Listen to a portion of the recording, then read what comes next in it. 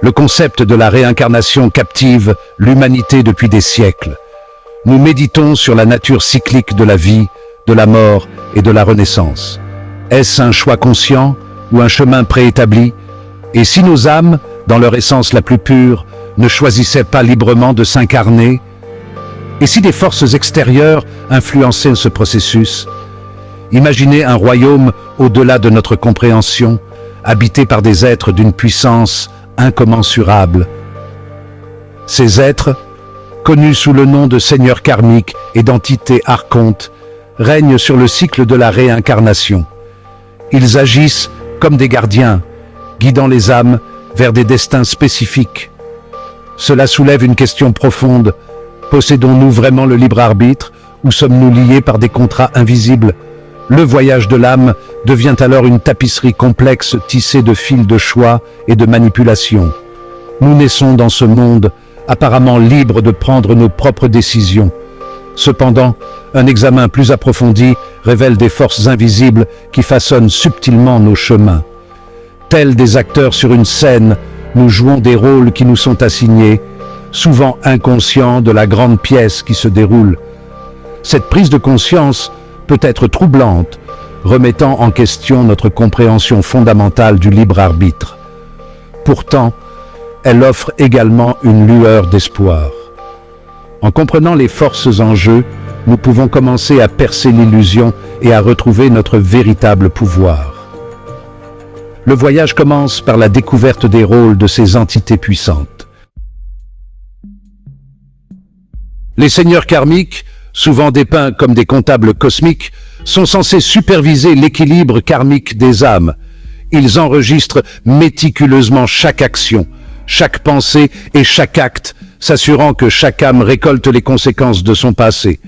Bien qu'ils ne soient pas intrinsèquement malveillants, leur rôle est de maintenir l'ordre au sein du grand schéma de la réincarnation. Imaginez une vaste bibliothèque où chaque livre représente le dossier karmique d'une âme. Les seigneurs karmiques sont les bibliothécaires, cataloguant minutieusement chaque expérience. Sur la base de ces dossiers, ils assignent aux âmes des chemins de vie spécifiques conçus pour équilibrer leurs dettes karmiques et leur apprendre de précieuses leçons. Certains pensent que les seigneurs karmiques agissent comme des juges impartiaux, garantissant l'équité au sein du cycle de la réincarnation. Cependant, d'autres les considèrent comme des forces restrictives, limitant le potentiel de croissance et d'exploration de l'âme. Quelle que soit notre perspective, leur influence sur le voyage de l'âme reste significative. Comprendre le rôle des seigneurs karmiques nous permet d'aborder nos expériences avec un sens plus profond de la responsabilité. Chaque action, qu'elle soit positive ou négative, crée des ondulations qui affectent nos incarnations futures. Cette conscience nous donne le pouvoir de faire des choix conscients, en nous efforçant de créer un chemin karmique plus équilibré et plus épanouissant. Tandis que les seigneurs karmiques opèrent dans le cadre de la loi karmique, les entités archontes sont souvent associées à la tromperie et à la manipulation.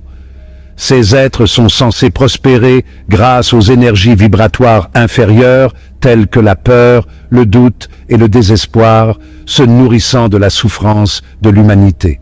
Imaginez un marionnettiste manipulant habilement ses marionnettes, leurs ficelles représentant les forces invisibles qui contrôlent nos pensées et nos actions. De la même manière, les entités archontes influencent nos perceptions, nous guidant subtilement vers des choix qui servent leur propre dessein. Leurs tactiques sont insidieuses, souvent déguisées en normes sociétales, en croyances limitantes ou même en désirs apparemment inoffensifs.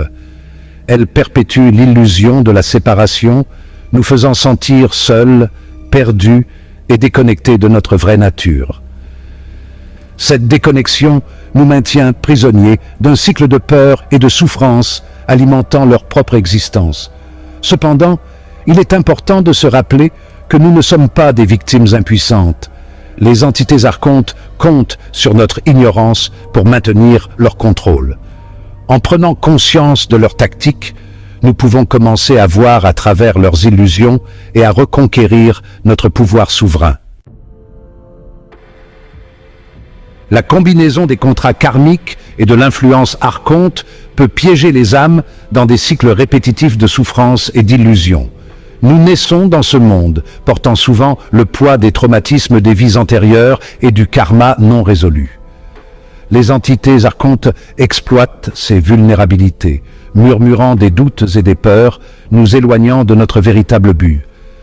Imaginez un labyrinthe rempli de détours et de virages sans fin, chaque chemin menant au même point. C'est l'expérience de nombreuses âmes prises au piège de fausses missions et de cycles répétitifs. Elles s'efforcent d'atteindre des objectifs qui n'ont finalement aucun sens réel, leur vie devenant une série d'impasses. Ces fausses missions se manifestent souvent sous la forme d'attentes sociétales, de poursuites matérielles ou même d'ambitions spirituelles alimentées par l'ego. Nous recherchons la validation extérieure, cherchant le bonheur dans des plaisirs fugaces pour finalement nous retrouver vides et insatisfaits. Se libérer de ce labyrinthe exige un changement de perspective. Nous devons remettre en question tout ce qu'on nous a appris, examiner nos motivations et nos désirs. La clé réside dans l'alignement sur le véritable but de notre âme, un but qui transcende les limites des contrats karmiques et de l'influence archonte. Cinquième partie, l'illusion du choix, lueur de perception. La notion de libre arbitre est au cœur de cette discussion. Avons-nous réellement le pouvoir de choisir nos propres destins ou nos choix ne sont-ils que des illusions? Cette question taraude les philosophes et les théologiens depuis des siècles, et la réponse reste insaisissable. Imaginez une partie d'échecs où nous pensons faire nos propres mouvements, ignorant que le résultat a été prédéterminé. De même, notre perception du choix peut être limitée par des facteurs qui échappent à notre conscience. Les contrats karmiques, l'influence archonte et même notre propre programmation subconsciente peuvent façonner nos décisions d'une manière que nous ne comprenons pas pleinement. Cela ne veut pas dire que le choix est une illusion totale. Nous avons une certaine marge de manœuvre dans nos vies. Cependant, l'étendue de cette marge de manœuvre est peut-être plus limitée que nous ne le pensons.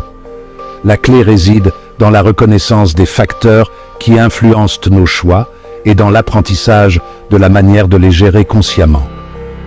En comprenant l'illusion du choix, nous nous donnons les moyens de prendre des décisions plus éclairées. Nous pouvons commencer à remettre en question les récits qui nous ont été inculqués, à défier les croyances limitantes et à sortir des cases prédéterminées dans lesquelles nous avons été conditionnés à vivre.